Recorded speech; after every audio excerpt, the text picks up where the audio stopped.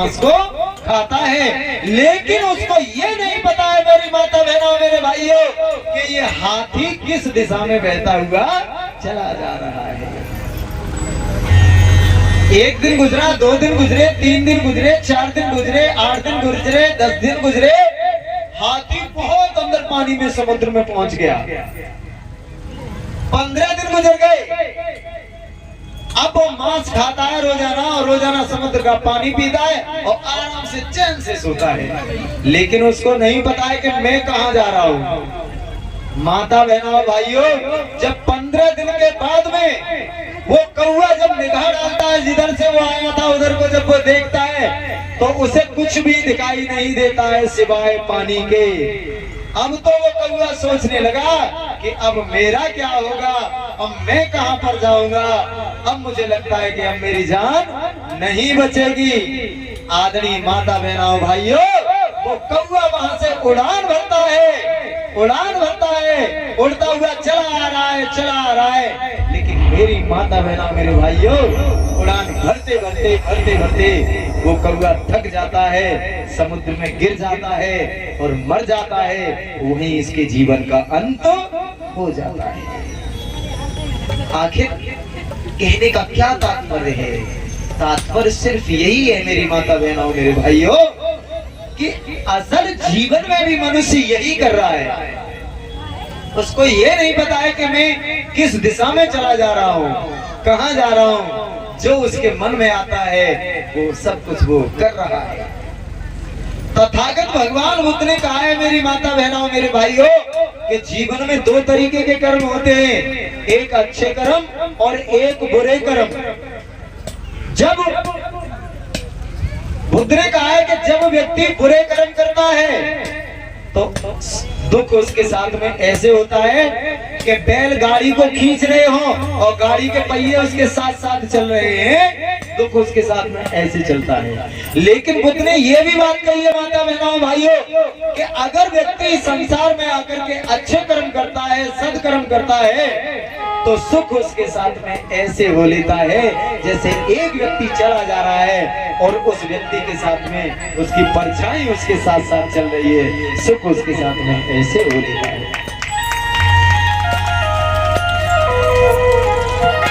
लेकिन ये क्रम टूटता नहीं दिखाई दे रहा है। जैसे आप देख लीजिए, आपके सामने रेलवे स्टेशन है मक्खनपुर, एक ट्रेन आती है वहां से सवारियों को उठाती है, अगले स्टेशन पर रुकती है, वहां सवारियों को उतारती है, फिर वहां से कुछ सवारियां चढ़ जाती है, फिर वो अगली स्टेशन पर उतरती है। ऐसे ये जीवन काल है मेरी माता बहनों मेरे भाइयों कि निरंतर रूप से ये जीवन अपकर्मों को करता हुआ चला जा रहा है। ये मनुष्य बुरे कर्मों को करता हुआ चला जा रहा है। बुरे कर्मों को करने में वो जरा भी भय नहीं खा रहा है, निरंतर करता हुआ चला जा रहा है और बुरे अपकर्म करने के बाद में अपने जीवन में सुख ढूंढ रहा है कि कैसे भी करके मेरे जीवन में सुख आ जाए। तो बाबूजी सुख कहाँ से आ जाएगा बताइए? ये कर्मों का ही तो सिद्धांत है। बुद्ध ने कहा है कि जितना करो उतना लो। ये वैज्ञानिक धर्म है, साइंटिफिकल। लेकिन मैं आपको बताऊं, मनुष्य के अच्छे कर्मों की जो संख्या है वो बहुत तुच्छ है, छोटी है, लेकिन बुरे कर्मों की जो संख्या है वो ट्रेन के समान है कि ना तो पटरी खत्म होने का नाम ले रही है और ना ही ट्रेन रुकने का नाम ले रही है। ऐसे ही जीवन में व्यक्ति जितने भी बुरे अपकर्म कर रहा है वो उनको रोकने का नाम नहीं ले रहा है। इसीलिए आज हर व्यक्ति संसार का दुखी है और हर व्यक्ति सुख की तलाश में लगा हुआ है कि मेरे जीवन में सुख आ जाए, मैं सुखी हो जाऊं, मेरा परिवार सुखी हो जाए, मेरा 3-4 मंजिल मकान बन जाए, मैं 4 पहिया की गाड़ी ले लूं। ना जाने कैसे कैसे सपने देख रहा है, लेकिन कुछ भी जीवन में नहीं हो पा रहा है। क्यों नहीं हो पा रहा है? अरे इसका कारण तो खुद तुम ही हो। बुद्ध ने तो यहाँ तक कहा है कि सबसे बड़ा दुख, बुद्ध ने कहा है कि जन्म भी दुखा मरण भी दुखा। सबसे बड़ा दुख है जन्म लेना, जन्म लेना सबसे बड़ा दुख है। अगर जन्म नहीं होता तो फिर हमें ये सांसारिक जो दुख है वो हमें नहीं घेरते, अगर जन्म नहीं होता तो। और हमारा जन्म हो गया तो फिर हमें संसार के सभी दुखों ने घेर लिया। तो बुद्ध ने कहा है कि जन्म भी दुख है, मरण भी दुख है। जन्म भी दुख है और मृत्यु भी दुख है। जैसे आपने देखा होगा कि एक व्यक्ति बीमार है और अगर डॉक्टर उसको कैंसर घोषित कर दे, मेरी बात पे थोड़ा ध्यान देना, डॉक्टर उसको कैंसर घोषित कर दे और डॉक्टर ये कह दे कि 6 महीने बाद तुम मर जाओगे, तुम जीवित नहीं बचोगे, तो क्या आपको लग रहा है कि वो व्यक्ति 6 महीने और जिएगा? नहीं जिएगा ना। मुझे ऐसा लग रहा है कि महीने 15 दिन में उसकी मृत्यु हो जाएगी, क्योंकि उसके अंदर भय उत्पन्न हो गया कि अब मैं 6 महीने बाद मरने वाला हूँ। तो जन्म भी दुखा, मरण भी दुखा। दूसरा, अपनों का बिछड़ना भी दुख है। यानी जिसको हम सबसे ज्यादा प्यार करते हैं, जिसे हम सबसे ज्यादा चाहते हैं, और वो चीज अगर हमसे दूर हो जाए, तो जब वो वस्तु हमसे दूर होगी, जब वो इंसान हमसे दूर होगा, तो वो हमें सिर्फ दुख दे करके जाएगा और कुछ नहीं। क्यों? क्योंकि हमें उससे लगाव था, उससे मोह था, उससे प्रेम था, उससे चाहत थी, लेकिन वो आज हमसे दूर हो गया, तो आज हमें मतलब सिर्फ हमें वो दुख दे करके गया है। शत्रुओं का मिलना भी दुख है, शत्रुओं का मिलना भी दुख है। जैसे आपने देखा होगा कि एक आपका कोई दुश्मन है, ठीक है, आप मक्खनपुर के लिए जा रहे हैं और रास्ते में इधर से आप जा रहे हैं, उधर से वो आता हुआ मिल जाए, तो उसको देख करके आप मुंह बनाओगे कि नहीं बनाओगे कि अरे यार ये कहां से आ गया, रास्ते में पड़ गया इधर आकर, है? तो अपनों का बिछड़ना भी दुख है और अप्रिय लोगों का मिलना भी दुख है। तो ये सारा संसार धर्म प्रेमियों, माता बहनों, भाइयों, दुखों से भरपूर है। ये सारा संसार दुख में है, लेकिन दुखों से मुक्ति भी तथागत भगवान बुद्ध ने बताई है। आगे जो चैप्टर होगा उसमें आपको ये बहुत सारी बातें सुनने के लिए मिलेंगी। बोलिए करुणा के सागर भगवान बुद्ध की दया, परम पूज्य बाबा साहब की। तो आइए एक प्यारे से गीत के साथ शुरुआत करते हैं और कहना है। और इसी के बीच में परमादरणीय परम सद्य मुन्ना लाल पत्नी ममता देवी जी हमें और हमारे गुरु जी को और पूरी म्यूजिकल टीम को गिरौरा से चलकर आई है, 50-50 रुपए देती हैं, भगवान बुद्ध से याचना करते हैं, उनके घरों में फूलों की वर्षा होती है। हेलो, तो आइए एक प्यारे से गीत के साथ चलना है। सभी को मेरे साथ साथ तालियां बजाते हुए और कहना है,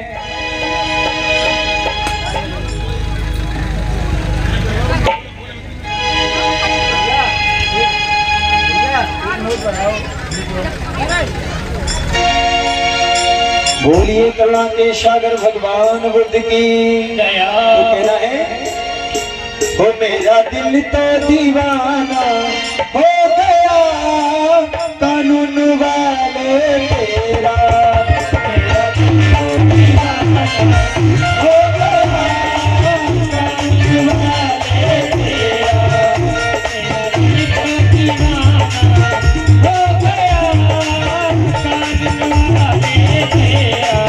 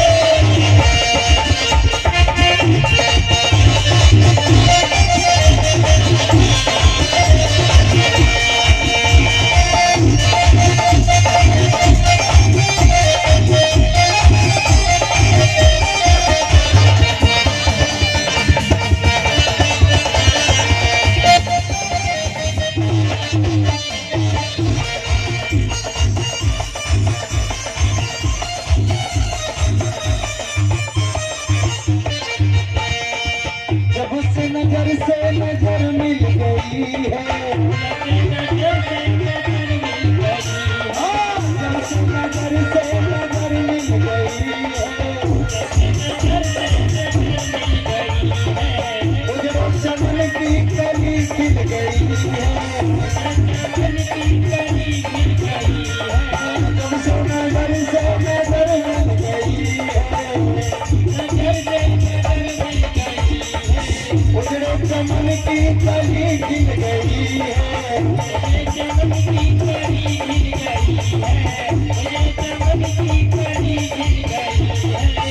क्या नजरे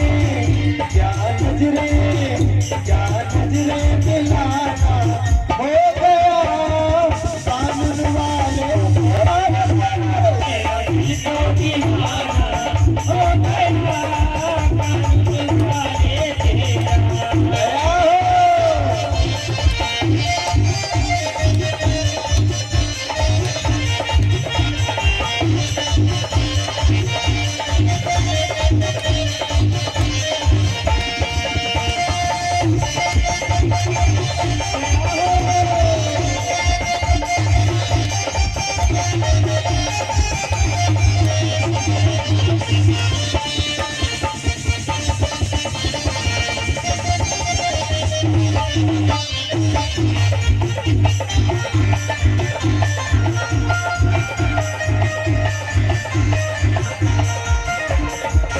दीवानगी ने क्या क्या सिखाया, दीवानगी ने क्या क्या सिखाया, दीवानगी ने क्या क्या सिखाया, दीवानगी ने क्या क्या सिखाया, दीवानगी ने क्या क्या सिखाया, दीवानगी ने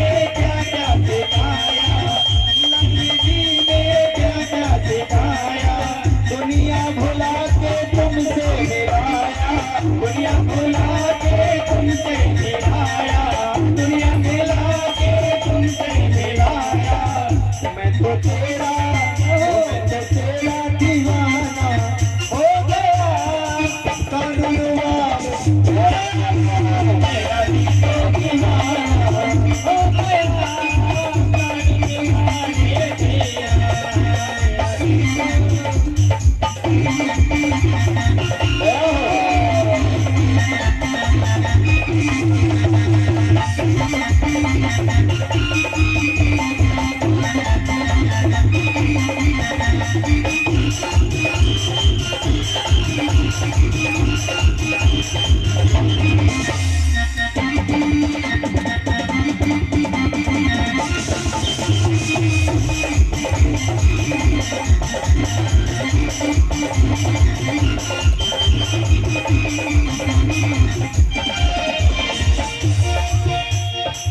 तेरी बदौलत ये जीवन मिला है, तेरी बदौलत ये जीवन मिला है, तेरी बदौलत ये जीवन मिला है, तेरी बदौलत ये जीवन मिला है, तेरी बदौलत ये जीवन मिला है।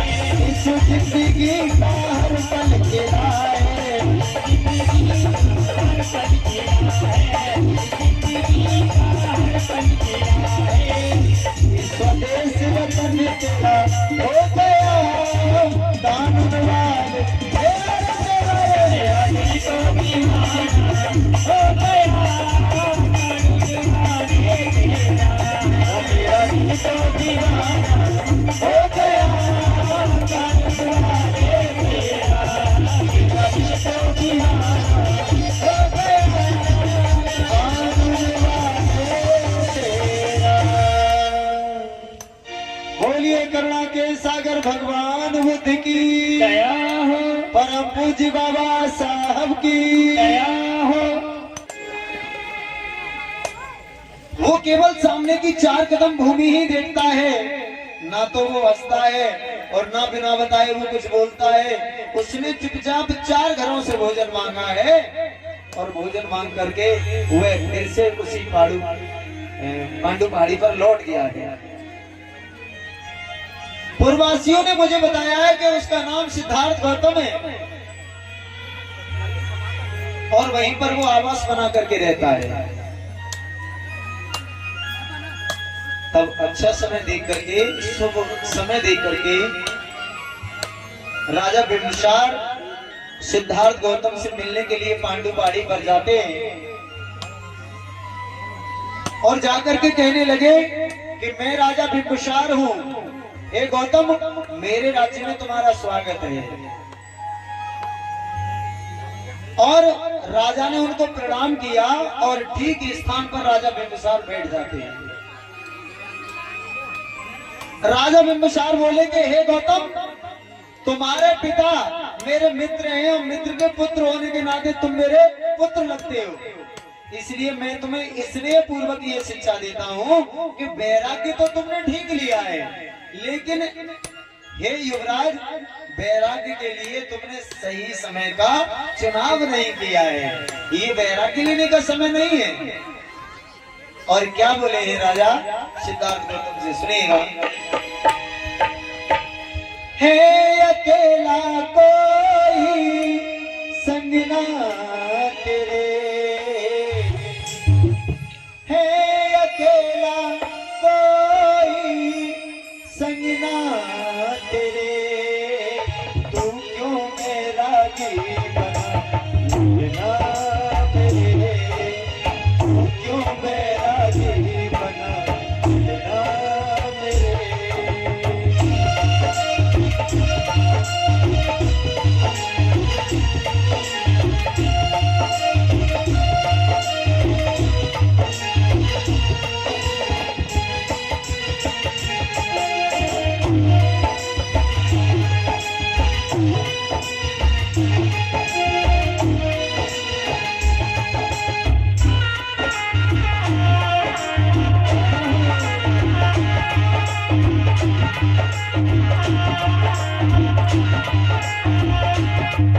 कहने लगे राजा बिंबिसार के, हे पुत्रों वैराग्य तो तुमने ठीक लिया है लेकिन समय का सही चुनाव नहीं किया। और क्या कहने लगे,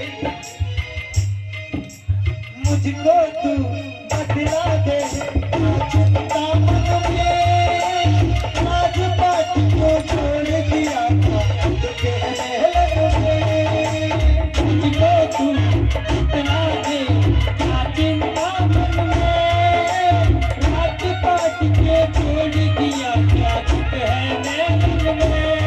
अरे पुत्र सिद्धार्थ राजकुमार क्या तुम्हें महलों में कोई परेशानी है, किसी से तुम्हारा झगड़ा हुआ है, मुझको तू दिला दे चिंता मन में, राजपाट क्यों छोड़ दिया था महल में। और क्या बोले, माने ले बेटा मेरे बहने, परिवार तेरा बेचैन है, माने ले बेटा मेरे बहने,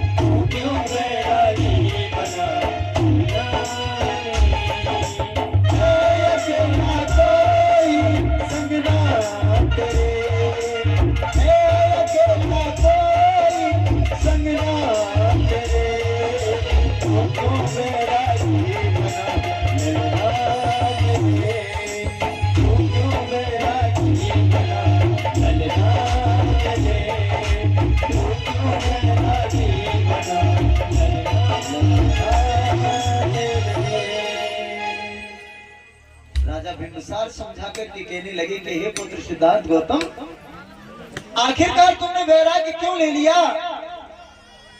क्या घर में तुम्हारा कोई झगड़ा हुआ है, पत्नी से झगड़ा हुआ है, या माँ बाप ने, गुरु ने कोई कड़वी बात कह दी है?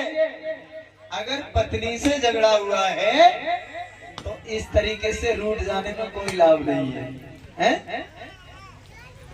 अगर पति पत्नी के बीच की कोई बात है तो इस तरीके से रूठ जाने में कोई लाभ नहीं है। और अगर माता पिता ने, गुरु ने कोई कड़वी बात कह दी है तो इनकी बातों का कभी बुरा नहीं मानते हैं। माता पिता और गुरुजन अगर वो गुस्से में आकर के कुछ कह भी जाते हैं तो इनकी बातों का बुरा नहीं मानना चाहिए। राजा बिंबिसार कहने लगे कि हे सिद्धार्थ गौतम, अगर तुम्हें राज्य की चाहत हो तो तुम आधा राज्य मेरा ले लो और आधा अपने बाहुबल से जीत लेना। इतनी बात सुन करके राजा बिंबिसार की सिद्धार्थ गौतम कहने लगे कि हे राजन, हे महाराज, ऐसी कोई बात नहीं है। ना तो मेरा पत्नी से कोई झगड़ा हुआ है और ना ही मेरे माता पिता, मेरे गुरु ने मुझसे कोई बात कही है। मेरे माता पिता, मेरे गुरुजन हमेशा मुझ पर सदैव प्रसन्न रहे हैं। और क्या कहने लगे सुनिएगा, जिस धन दौलत की आप बात कर रहे हैं, धन दौलत का विष हर काला, मुंह फैलाए डोल रहा है।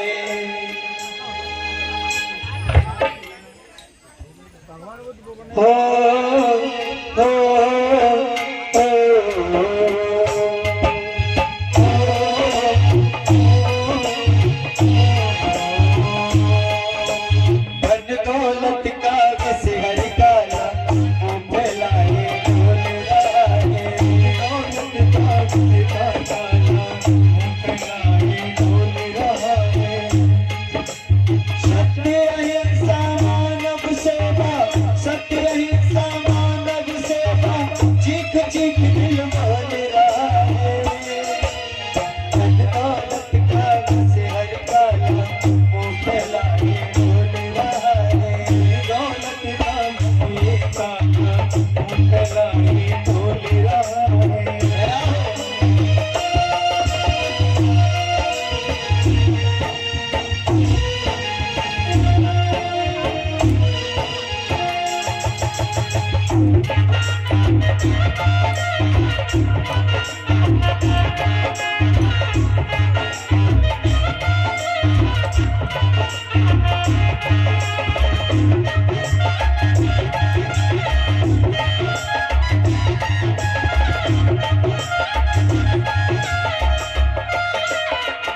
और कहने लगे सिद्धार्थ गौतम,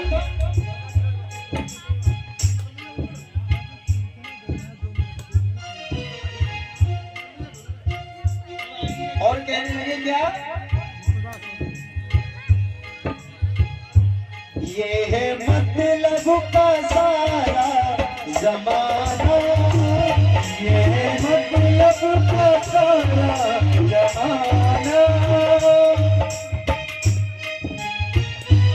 ये है मतलब का सारा जमाना। मैंने देखा सुना और जाना, ये है मतलब का सारा जमाना। मैंने देखा सुना और ये जाना। झूठा संसार है, झूठा परिवार है, जीव सेवा करो मेरा अधिकार है। हिंसा अधर्म का ये दानव अमृत में विष घोल रहा है। का ये दानव अमृत का विष घोल रहा है।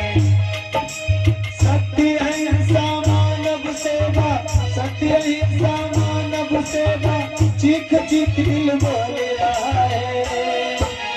दौलत का विष हर काला, मुंह फैलाए डोल